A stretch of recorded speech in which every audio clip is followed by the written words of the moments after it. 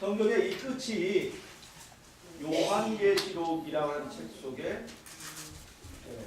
들어있는데요. 이 요한계시록에 있는 사건, 종말의 사건들은 그 사건의 그 이해를 위하여 어디에 답이 있냐면 성경의 첫 부분에 그 답이 많이 있습니다.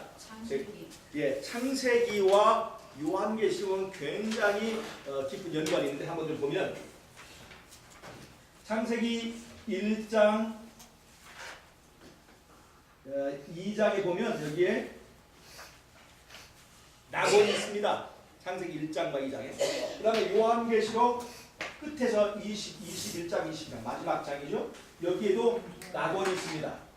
성경의 첫 책인 창세기의 1장과 2장에는 낙원에 관한 이야기가 있는데 성경의 마지막 책의 마지막 두 장에도 여기 역시 낙원에 관한 이야기가 있어요. 첫 번째 낙원은 인간이 잃어버린 낙원에서 실낙원이라고 합니다. 잃어버린 낙원, 실낙원. 그 다음에 계시록 21장, 22장에 있는 낙원은 다시 회복된 낙원이라고 해서 복낙원이라고 합니다. 성경의 첫 책과 마지막 책이 짝을 이루고 있어요. 성경의 세 번째, 창세기 세 번째 장에는 바로 뱀이 등장합니다. 이 보드마크 좀 잘 나오는 것도 뱀이 있어요. 그 뱀이 뭘 하게 돼요? 뱀 때문에 인간이 죄를 지게 되고 그 죄가 시작된 이야기가 나옵니다. 근데 요한계시록의 세 번째 장, 그때 세 번째 장 20장에는 이 뱀이 잡힙니다. 옛뱀 곧 마귀요 사단이라고 하는 용이 잡혀요. 죄의 뿌리인 이 뱀이 잡힙니다. 짝이 되죠? 네. 성경의 네 번째 장에 보면 가인과 아벨에 관한 두 제사가 나옵니다. 두 제사가. 이 두 개의 제사는 두 개의 종교를 말하는데 여기에 대한 짝으로 계시록 19장. 계시록의 끝에서 네 번째 장을 보면 여기에는 재미있게도 두 잔치가 나옵니다. 성경 창세기의 네 번째 장에는 두 개의 제사가 나오는데 계시록의 끝에서 네 번째 장에는 두 개의 잔치가 나옵니다. 가인과 아벨의 잔치의 짝이들은 두 개의 잔치가 나오는데 하나는 어린 양의 혼인잔치가 나옵니다. 하나는 어린 양의 혼인잔치. 양으로 제사를 드렸던 어린 양으로 제사를 드렸던 이 아벨과 아벨의 정신을 이어받는 종교가 결국은 무엇과 연결되냐면 어린 양의 혼인잔치, 구원의 잔치로 연결됩니다. 그런데 가인의 제사가 말하는 그 종교는 결국 계시록 19장에서 뭐에 연결되냐면 세의잔치에 연결됩니다. 세의잔치. 이 세의잔치는 예수님이 오실 때에 하늘로 들려지지 못하는 사람들이 이 땅에서 유황불에 살라지고 다 죽게 되니까 이 세상에는 시체가 넘쳐가지고 그 시체를 가지고 잔치를 벌이는 세잔치가 있습니다. 여러분 세잔치 참여하고 싶으십니까? 아니요. 여러분의 고기를 가지고 맛있는 식사를 제공하고 싶으십니까?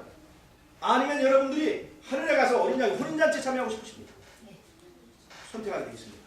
가인의 제사와 아벨의 제사 중에서 어떤 제사를 드릴 것인가 선택하게 하는 것입니다. 그래서 저는 오늘 이 두 개의 제사가 우리에게 주는 의미를 제가 살펴보겠습니다.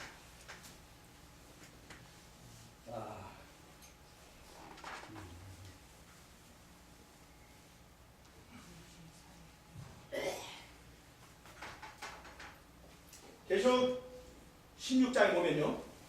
아마겟돈이라고 하는 전쟁이 있습니다. 이 아마겟돈이라고 하는 말은 하르 무기또라는 말이 나왔다. 네. 하르? 네.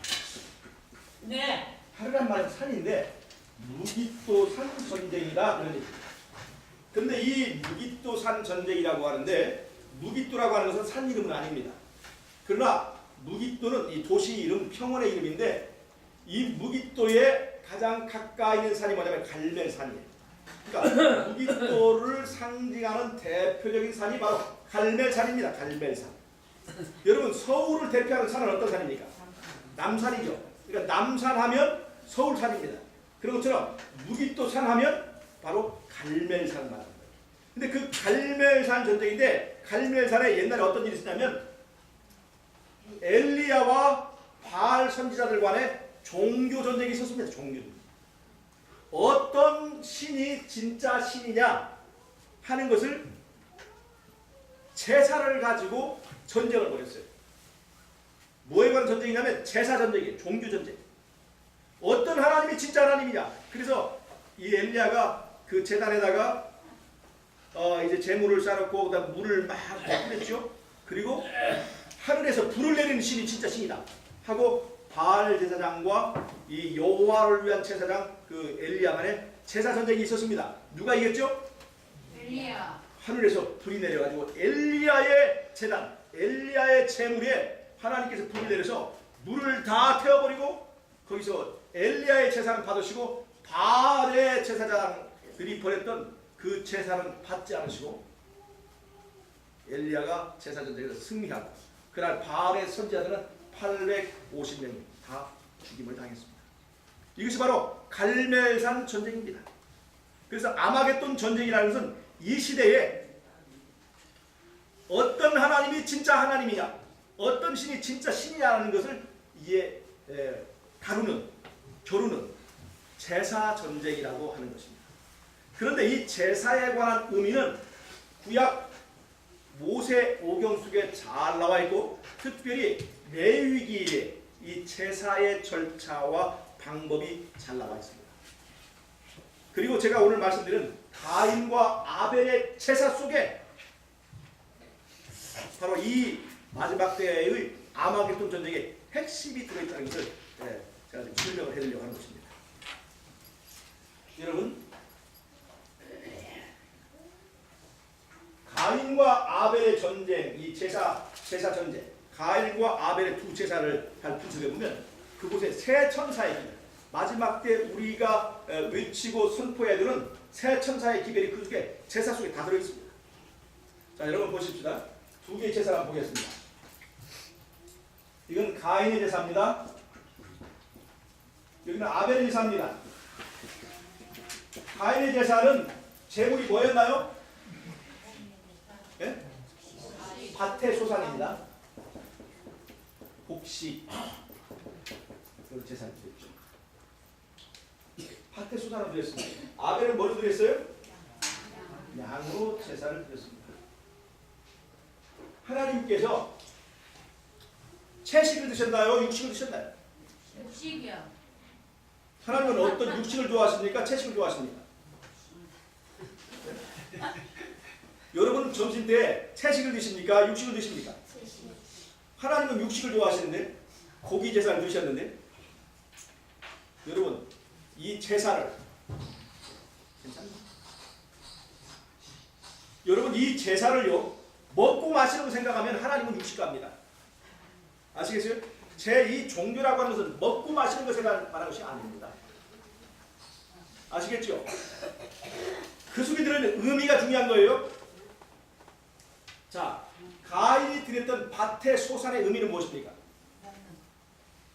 누가 그 제사의 주인공이에요? 나, 인간의 공로. 이 가인의 제사에서 중요한 건 바로 나입니다. 나를 자랑하는 거예요. 나를. 가인의 제사에 중요한 건 나를 자랑하는 겁니다. 사람의 행위로 자랑하는 거예요. 인간이 사람의 행위로 구원받는다라고 하는 모든 종교가 거기 다 들어있어요. 여러분 불교에서 구원받으려면 어떻게 돼요? 그 불상 앞에서 절을 해야 됩니다. 2000배, 3000배 해야죠. 공덕을 쌓아야 됩니다. 인간의 공로, 인간이 공을 많이 세워야 구원을 받기도 하고 공을 많이 못 세운 사람은 저 소가 돼버리고 뭐 지옥불에 떨어지기도 하고 그렇습니다. 그런데요. 아벨의 제사에서 양은 누구를 말하는 거예요? 인간을 구원하기 위하여 누가 희생을 하는 것입니까? 하나님이 자신의 독생자를 희생해서 인간을 구원하는 겁니다. 누가 희생하는 거예요? 하나님이 희생하는 거예요. 이 아벨 제사의 주인공은 하나님입니다. 제사에 하나님이 중심이 제사, 그것이 바로 아벨 제사입니다. 여러분요, 설교에서 설교를 잘 하다 보면요, 어느 날은요 예수님 얘기를 하면서 설교의 주인공이 설교자, 인간이 되는 적이 있습니다. 이런 거는 사실은 예수님을 얘기하고 있지만 사실 가인의 제사를 드리고 있는 거예요. 어느 날 내가 특창을 했습니다. 노래를 참 잘했어요. 목소리도 좋고 화음도 좋고 사람들 박수를 받았습니다. 근데 그 특창에 예수님을 자랑하지 않고 은근히 누구를 자랑할 수 있어요? 나를 자랑할 수 있습니다. 그러면 그게 어느 제사에 들어갈까요? 가인의 제사에 들어가요. 어떤 때는요, 노래를 못하는 사람이지만 가슴속에서 흘러나오는 진정한 찬양을 드리는 사람이 있을 수 있나요, 없나요? 바로 그럴 때 우리는 아벨 제사를 드립니다. 때로는 지극히 작은 두 랩돈으로 예배를 이런 헌금을 드렸지만 내가 예수님을 정말 사랑하는 마음으로 내 있는 한도에서 최선을 다해 드리면 그것이 바로 아벨 제사를 드리는 거야. 헌금을 많이 드리고 교회 주보에다 내가 1,000만 원 낸 것을 안 내주면 화내서 돌아가는 사람이 있어요. 누구를 자랑한 거예요? 나를 자랑한 거예요. 이런 것들은 가인의 제사입니다. 자, 보세요. 나가 중심에 있는 생활, 이것이 바로 가인의 종교에 속한 것입니다. 아무리 예수 믿는다고 하면서도 항상 자기 자신, 자아가 살아서 나 중심적으로 생활하고 있다면 믿는다고 100번 얘기해도 그거는 가인의 제사에 들어갑니다. 여러분 잘 보세요. 이 자아가 죽지 않으면 절대로 예수님이 내 안에서 왕노릇하지 못합니다. 예수님이 왕인 나라가 내 안에 세워져야 천국이 이루어지는 거예요. 예수님이 다스리는 나라가 우리 안에 있어야 내가 구원받는 것입니다. 여러분 잘 보세요. 저는 여러분들의 마음을 살펴볼 수가 없어. 이 눈이 엑스레이처럼 뚫고 들어가는 것이 없어요. 그러니까 여러분 속에 예수님이 왕인지 자아가 왕인지 알아볼 수 없어요. 그래서 누구는 대강 알아요? 자기는 알아요. 살펴보시기 바랍니다. 100번 믿는다고 내가 주장할지라도 내 안에 누가 왕노릇하고 있느냐에 따라서 내 구원이 결정되는 거예요. 내 안에 예수님이 왕이면 그것이 예수님 나라가 되는 것입니다. 그러나 내 안에 자아가 있으면 그거는 바벨론이에요. 가인의 제사에 속한 겁니다. 하나님의 자리에 하나님 아닌 것이 앉아서 하나님 노릇하는 것, 그게 바로 바벨론입니다. 내 안에 하나님의 자리에 하나님이 아닌 내가 왕노릇하고 있으면 그것이 바로 바벨론이라고 합니다. 여러분, 재림교인이 되었다고 해서 내가 바벨론에서 나왔다고 생각하면 착각일 수가 있어요. 중요한 건 어디의 상태입니까? 내 안에 가장 깊은 곳에 있는 내 마음속의 지성소의 상태가 중요한 것입니다. 거기서 누가 도대체 왕노릇하고 있느냐, 그것이 중요한 거예요. 이것이 바로 가인의 제사와 아벨의 제사의 차이라고 하는 것입니다. 내 마음속에 예수님이 왕노릇하십니다. 마음을 비워주시기 바랍니다. 비록 말구유처럼 더럽고 냄새나는 그런 내 마음이지만 그 말구유를 내어서 예수님을 위하여 자리를 내주면 그 안에 그렇게 더러운 마음이지만 누가 들어오실 수 있어요? 예수님이 들어오실 수 있는 것입니다. 그것이 내 안에서 일어나야 될 크리스마스입니다. 이것이 중요한 거예요. 더러운 마음이라도 예수님께 내어드리면 예수님은 그것을 더럽다 하지 아니하시고 그 안에 들어오시는 것이에요. 여러분, 우리의 연약하고 부족한 마음을 예수님께 드리시기 바랍니다. 그러면 구원이에요. 그것이 바로 아벨의 제사에 참여하는 것입니다. 아벨의 제사에 참여한 사람이 어린 양의 혼인잔치에 참여할 수 있게 된다는 걸 잊지 마시기 바랍니다. 자, 이 아벨의 제사에 보면 세 천사의 기별이 있어요. 자, 첫째 천사의 기별이 뭐죠? 창조주를 경배하라.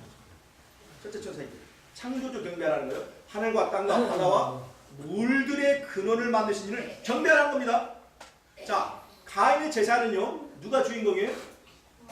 하나님이 주인공이에요. 그 하나님이 누구예요? 창조주예요. 즉, 아벨의 제사. 아벨의 제사의 주인공은 바로 창조주입니다. 하나님을 경배하는 그 정신이에요. 그런데 가인의 제사에서는 누가 주인공이에요? 사람이 주인공이에요. 사람은 피조물이에요. 피조물. 즉 피조물 숭배의 사상이 바로 가인의 제사에 들어있습니다. 마지막 때의 대쟁투는 사람이 세운 우상이냐 참 하나님이냐 하는 것입니다. 잘 보세요. 창조주라고 하는 건요, 하나님이 사람을 만들었다 하는 것을 인정하는 것입니다. 근데 우상을 섬긴다는 것은 그 우상을 누가 만들어요? 사람이 만들어요. 그러니까 사람이 신을 만들었느냐 신이 사람을 만들었냐 하는 것의 차이입니다. 여러분, 창조주를 경배하는 그 정신, 그것이 바로 아벨의 제사의 정신입니다. 아시겠어요? 그래서 첫째 천사의 기별이 아벨 시대 가운데 있습니다. 첫째 천사가 뭐예요? 창조주를 경배하라.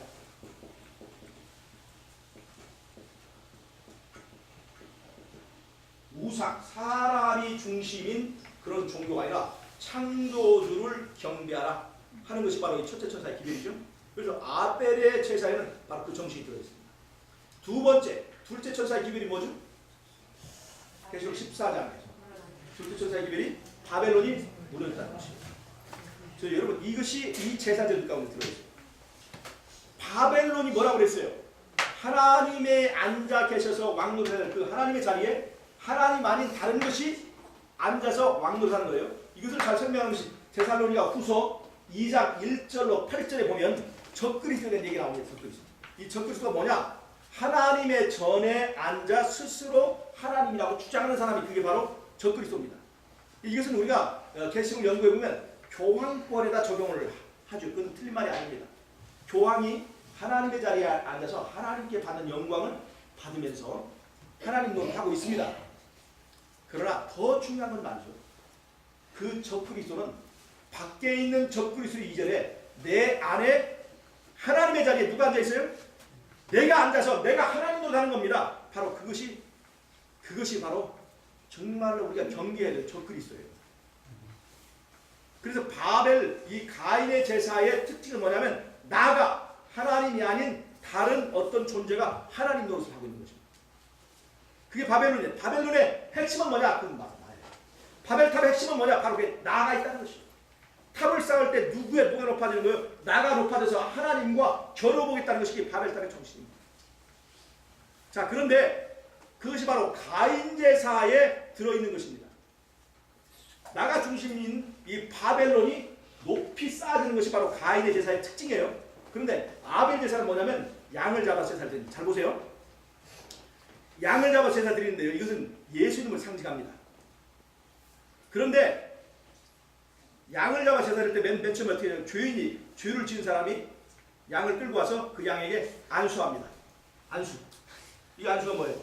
이 양에게 죄를 넘겨주는 거예요. 내 죄의 짐을 누구가 지게 하는 거예요? 이 양이 지게 넘겨주는 거예요. 그것이 안수하는 거예요. 여러분 그 다음에 잘 보세요. 그 다음에 하는 절차가 뭔지 아세요? 양을 죽입니다. 양을 죽여요. 푹! 누가 찌를까요? 제사장이 찌릅니까? 레위인이 찌릅니까? 제사장입니까? 레위인입니까? 본인이에요. 여러분 잘 보세요. 이 제사는 종교를 말합니다. 예배를 말하는 거예요. 이 제사 절차를 통해서 예수님을 찌른 것은 바로 누구다? 바로 나다 하는 것을 깨닫게 하는 것입니다. 여러분 예수님을 찔러봤습니까? 안 찔러봤습니까? 예수님 십자가 돌아가실 때 예수님 찔러봤습니까? 안 찔러봤습니까? 안 찔렀다 생각하시죠? 그때 태어나지 않았으니까. 그러나 이 제사 절차는요, 죄인이 양을 찌르면서 내 죄가 하나님의 아들로 하여금 죽게 만들었다 하는 것을 체험하게 만드는 거예요. 여러분 생각해 보세요. 왜 우리는 회개를 하지 않는가? 내가 예수 죽였다고 하는 것에 대해서 실감이 나지 않습니다. 여러분 예수 죽인 걸 실감하십니까? 이것이 중요한 거예요. 이것이. 이 제사 제도는요, 죄인이 양을 찌르면서 내가 하나님의 아들을 죽게 만들었구나 하는 것을 깨달으면서부터 그때부터 사람의 구원을 시작한다는 것입니다. 오늘 생각해 보세요. 누가 예수를 죽였습니까? 누가 예수를 죽였습니까? 빌라도가 죽였나요? 유대인이 죽였나요? 그게 아니에요. 그건 지식적인 거예요. 체험적인 것은 내가 예수를 죽였다 하는 것을 깨닫는 것입니다. 이 예배를 통해서 여러분들이 만약에 아 내가 예수를 죽였구나 하는 걸 깨달으면 여러분 성공하는 것입니다. 여러분 아벨 제사에 참여하신 거예요. 누가 예수님을 죽였어요? 확실히 죽였어?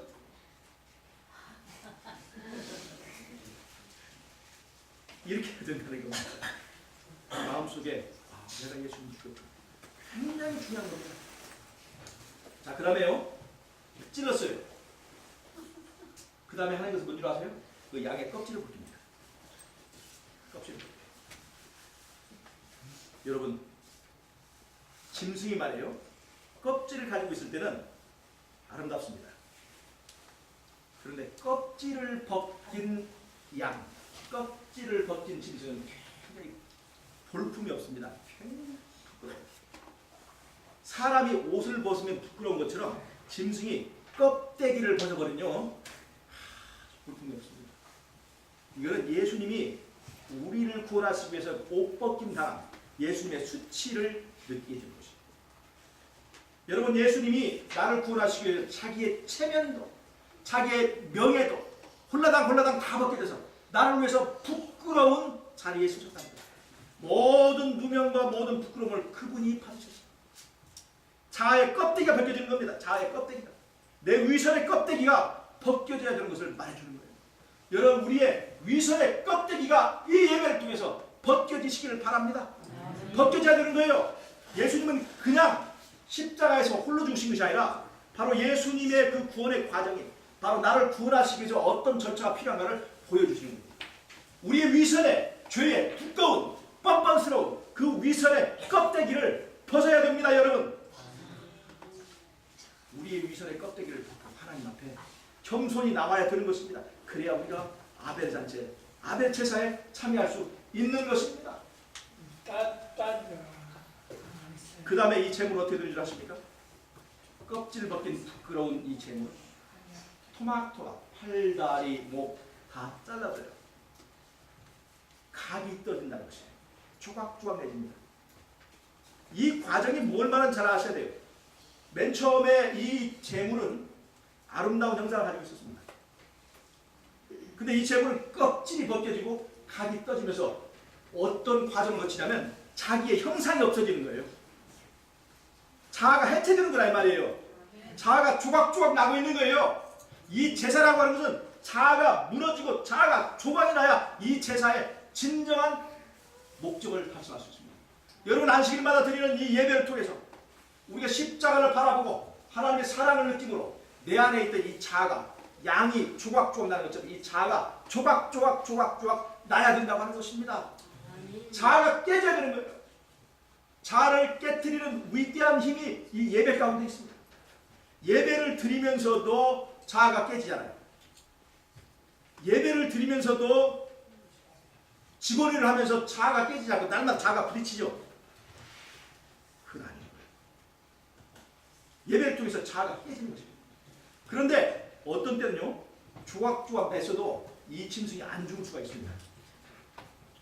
실제로 뱀 같은 건요, 머리가 딱 잘려 있어요. 그런데도요, 다 죽은 줄 알고 작대기를 딱 하면 뱀이 쫙 입을 벌린다고. 그 동영상 뭐 보셨나요? 뱀이 머리가 잘라서 머리만 있는데 작대기로 딱 건드리면 이 독사가 입을 쫙 벌리고 달려요. 어떤 닭은요, 목이 잘려졌는데 며칠을 산 경우도 있습니다. 그 서커스에서 끈 닭이 나왔어요.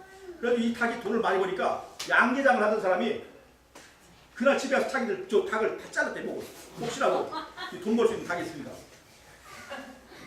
그 닭은 아주 특별한 경우인데 재미있는 것은 양계장에서 목을 자른 닭도 그 닭처럼 며칠을 살진 거였지만 몇 시간 사는 닭이 나왔다는 거예요. 목이 잘려진 닭이 바로 죽지 않는다. 즉 이렇게 도막을 내도 안 죽을 수가 있어요. 그래서 이 생명을 완전히 하나님께 바치기 위해서 뭘 하냐면 불을 지릅니다. 확실하게 죽이는 거예요. 여러분, 예배라고 하는 것은, 제사라고 하는 것은요, 자아를 확실하게 죽이는 것입니다. 이것이 예배의 목적이에요. 그 확실하게 죽여서 다 불을 붙이는 거예요. 그래서 이 불붙은 이 재물은요, 번제단에서 뭐가 돼요? 재가 돼버립니다. 가루가 돼버려요. 짐승의 형체가 남아있습니까? 안 남아있습니까? 하나도 없어요. 자아가 다 무너져 버렸어요. 자아의 형체가 사라져버린 거예요. 무슨 말씀 아시겠습니까? 둘째 천사의 기별이 뭐예요? 바벨론이 무너졌다. 그런데 바벨론의 핵심은 뭐라고 그랬어요? 나라고 하는 거예요. 나 중심이에요. 나가 중심이에요. 그 자아가 죽어야 이 바벨론이 무너지는 거예요. 이 제사 제도라고 하는 것은 양이 껍질 벗겨지고, 그리고 각이 조각이 내지고, 그 다음에 불 붙어서 재가 되는 경험을 통해서 이 자아가 가루가 되는 경험을 많이 줍니다. 즉 다른 말로 하면 자아가 무너지는 거예요. 다른 말로 하면 바벨론이 무너지는 것입니다. 그래서 이 제사 제도는요, 둘째 천사의 기별, 바벨론이 무너졌다는 기별이 거기에 들어있습니다. 여러분 공감 안 가십니까?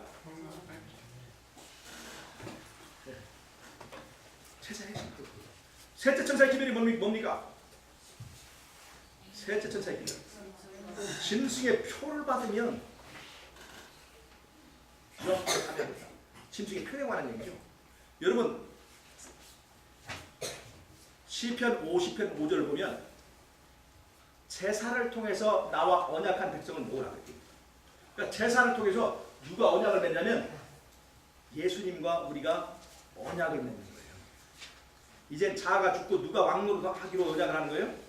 예수님이 왕노릇 하기로 언약, 약속이 있는 것입니다. 그래서 이제 언약의 사람이에요. 자아는 죽고 누가 왕노릇 해주기로 계약하는 거예요? 예수님이 왕노릇 하기로 계약을 하는 것입니다. 그런데 예수님을 말이요, 내가 왕으로 모시면 우리 마음속에 어떤 일이 나냐면 우리 마음의 신비에 하나님의 계명이 새겨집니다. 무슨 말씀 아시겠어요? 우리의 마음속에 하나님의 계명이 새겨져요. 계명, 십계명이 새겨져요. 십계명이 새겨지는 사람은 어디에? 머릿속이 아니라 우리의 신비에. 십계명이 새겨진 사람은 어떤 현상이 나타나면, 십계명은 바로 예수님의 통치를 말합니다. 내 안에 천국이 이루어집니다. 내 안에 천국이. 하나님의 통치가 시작되는 거예요. 여러분, 내 안에 천국이 있는지 없는지 한번 확인해 보세요. 천국 생활을 경험하지 않은 사람은 시골 생활 100번 해도 1000번 해도 변화되지 않습니다. 아시겠습니까? 100번 채식하고 100번 고기 안 먹고 연금 100만원, 1000만원, 1억을 내도 내 마음속에 예수님의 나라가 세워지지 않은 사람, 내 마음속에 십계명이 새겨지지 않은 사람은, 천국을 경험하지 못한 사람은요, 구원받지 못합니다. 예수를 믿음으로 내 안에 예수의 나라가 세워지는 거예요. 예수의 나라가 세워진다는 것은 바로 예수님은 뭘로 통치해요? 하나님의 계명으로 우리 통치합니다. 그 신비의 계명이 새겨져야 되는 거예요. 내 안에 하나님의 나라가 세워진 사람은 어떤 일이 나타나냐? 우리의 삶이 변화됩니다. 아시겠어요? 자, 그래서 말이죠. 잘 보세요. 한자에 이런 한자가 있습니다. 이게 어떤 한자인지 잘 보세요. 이게 뭔 자죠? 양자예요. 이게 뭔 자예요? 의자입니다. 이거는 아는 나입니다. 양이, 내가 죽고 양이 그 위에 살기로 언약을 맺는 것이 제사예요. 무슨 말씀 아시겠습니까? 내가 죽고 그 위에 누가 살아요? 예양이신 예수님이 살기로 언약한 것이 제사라고 그랬잖아요. 그 제사가 언약이 있는 사람은 어떤 사람이냐면 의로운 삶을 사는, 의로운 행위를 할 수 있는 변화된 사람이 된다는 것입니다.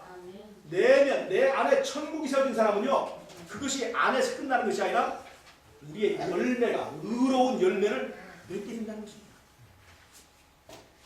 자, 내 안에 말이에요, 십계명이 새겨지면 십계명적 생각을 할 수 있게 됩니다. 생각이 하나님의 율법을 순종하는 십계명적 생각을 하게 됩니다.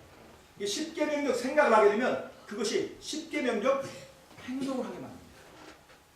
아시겠어요? 십계명적 행동이 깊어지면 십계명적 습관이 됩니다.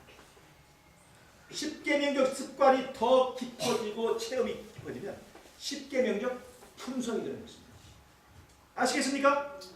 내 안에 예수의 나라가 세워지고 그것이 체험된 사람은 우리의 행동이 바뀌어지고 우리의 습관이 바뀌어지고 나아가서 우리의 사람됨이 바꿔진다는 것입니다.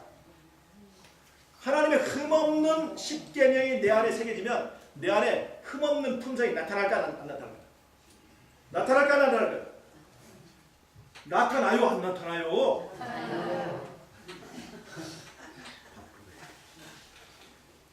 계시록 14장 1절로 5절까지입니다. 어린 양이 얻을 이끌을 따라가는 무리들. 그 14박전이죠. 14박전이 입에 거짓이 없고 흠이 없는 자들이라 하는 얘기가 바로 그겁니다. 어떻게 어린 양이 흠없는 건 이해가 가겠는데 어린 양을 따라가는 사람들이 흠없는 사람이 될 수 있을까요? 그것은 바로 어린 양으로 제사 드린 사람은 어린 양과 언약을 맺은 사람은 그래서 어린 양의 나라가 우리 안에 세워진 사람은 그 사람의 생각이 바뀌어집니다. 그 사람의 행동이 바뀌어집니다. 그 사람의 습관도 달라져요. 결국에는 그 사람이 바로 제사를 통해서 의로운 사람이 된다는 것입니다. 변화되는 거예요. 이것이 바로 인치는 거예요. 사람이 더 이상 습관이 바뀌어지고 품성이 바뀌어지면 변화가 안 가는 거예요. 변하지 않는 거예요. 그러면 이것이 인받는다는 것입니다. 인받은 사람은 변하지 않는 사람이 되는 것입니다. 여러분, 예수님을 믿는 여러분의 믿음은 변할 수 있을까요? 없을까요? 변할 수 있어요. 그러나 이 믿음이 계속되면 이것이 습관이 돼요. 지금 여러분들 습관적 교육이 나오죠? 지금 이 상태가 습관이 된 믿음이에요. 근데 여러분, 습관적인 믿음으로 구원받을 수 있을까요? 없을까요? 아니에요. 습관적인 믿음으로 구원받지 못합니다. 왜요? 이 믿음은 변할 수가 있는데 지금은요 믿음을 지킬 수 있지만 마지막에 환란이 옵니다. 마지막에 짐승의 표를 강할 때 우리에게 배배권이 없을 때 떡을 구할 수가 없어요. 그때 변할 수가 있습니다.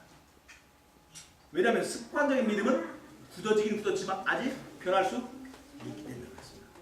그러면 어느 단계에 이래야 될까요? 변하지 않는 상태까지 도달해야 되겠죠. 그런 상태를 우리가 품성이라고 합니다. 변하지 않는 단계에 이르렀을 때 그걸 품성이라고 하는 거니까요. 여러분 한번 보신 적 있습니까? 혹시 어떤 사람이 인사를 겸손하게 했는데 굉장히 어색한 사람 봤어요? 안 봤어요? 그렇죠. 어떤 사람이 유년을 가르치는데 무용을 하는데 자연스럽지 못하고 굉장히 어색한 장면이 봤어요? 안 봤어요? 있죠? 여기도 있나요? 있어요. 굉장히 친절하다는데 어딘지 맞지 않아요. 그건 그 사람이 품성과 품성화 되지 않았기 때문에 그래요. 옛날 고속버스에 가면 안내양이 나와서 우리는 보지도 않은 자기 혼자 와서 안녕하십니까 이렇게 하고 인사하고 이렇게 해요. 근데 우리가 볼 때 굉장히 정말 이게 좀 안 맞아. 이게 좀 자연스럽진 않아. 기차에 가면 또 차장이 나와서 우리 보지도 않고 딴 데 하고 있는데 갑자기 모자 벗고 안녕하십니까 하는데 전혀 자연스럽지 않습니다. 그런 것이 아니에요.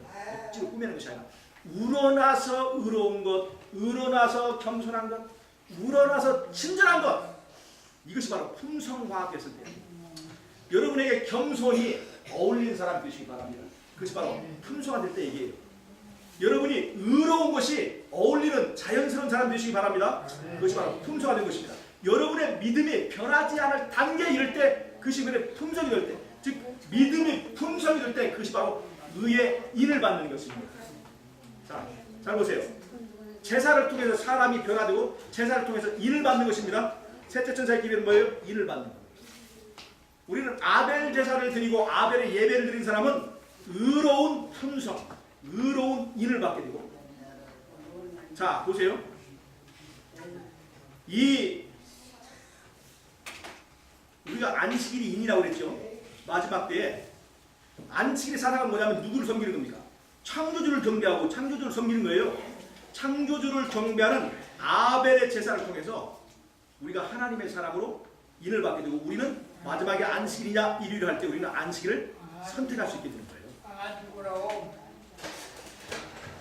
안식일이 바로 언약이거든요. 언약. 언약 관계의 상징이잖아요. 그래서 언약을 맺은 사람은 이 안식일이라고 하는 언약의 상징을 존중하고 지키게 되고 마지막 때 안식일에 인을 받게 됩니다. 그런데 말이에요, 여러분, 가인의 제사에도 인이 있습니다. 여러분, 가인이 아벨을 죽였죠. 그래가지고 아벨을 죽이고 이 가인이 도망가게 됐습니다. 그래서 사람들이 막 이제 죽일까봐 두려우니까 가인이 하나님께 살려주세요 하니까 하나님께서 표를 줬습니다. 표를 줬어요.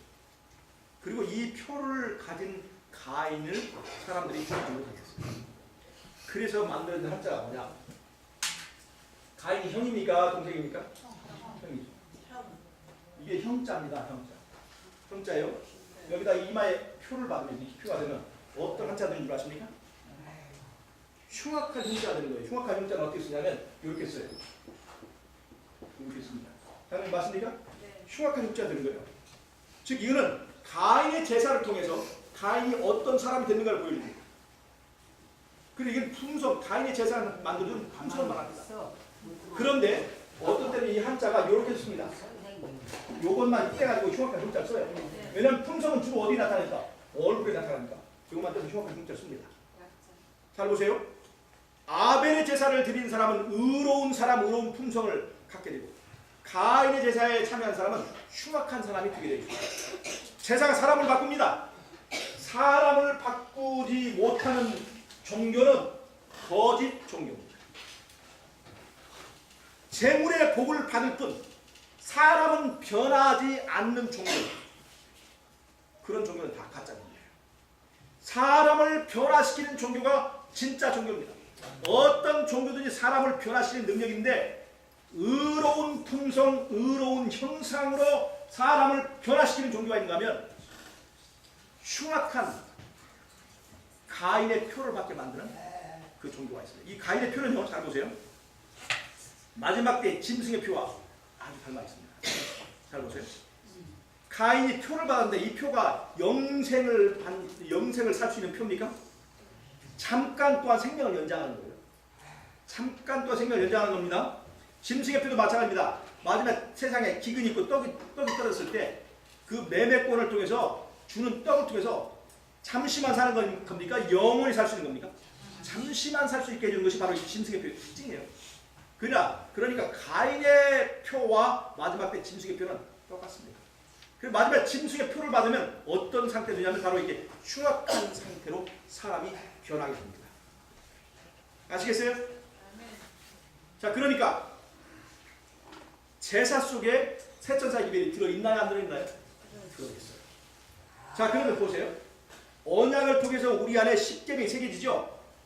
그 십계명이 사람을, 흠없는 사람을 만드는 거예요. 그러면 내 안에 새겨지는 계명이 중요해요, 안 중요해요? 이 흠없는 사람들이 나타나면 예수님이 대쟁투에 승리하게 됩니다. 즉 하나님의 계명을 받아들임으로 사람이 변화될 수 있느냐 없느냐, 이것이 바로 이 대쟁투의 중요한 이슈예요.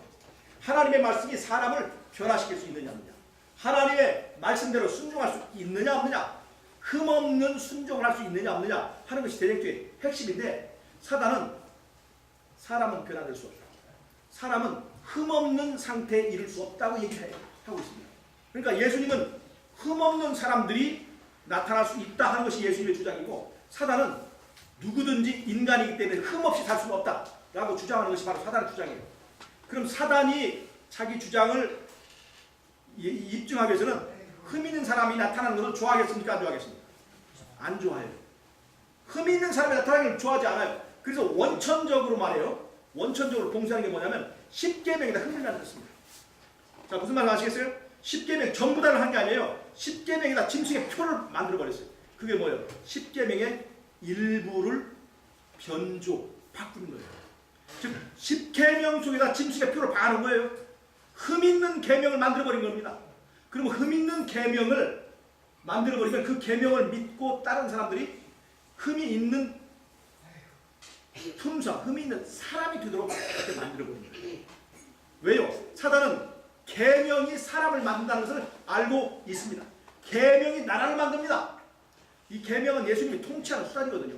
계명이 나라를 만들고 내 안에 새겨진 계명이 사람을 바꾸고 사람을 만드는 것을 알기 때문에 우리가 짐승의 표 받을 수 있도록 계명에다 흠집을 했습니다. 그리고 카톨릭은 계명 3개를 손댔죠. 개신교는 딱 계명 하나만 손댔습니다. 하나만 손대도 흠집이 생겼습니까? 안 생겼습니까? 흠집이 생긴 거예요. 계명에다 손댐으로 우리의 삶에 흠집을 내기 위해서 사단이 그런 일을 한 것입니다. 이해하시겠습니까?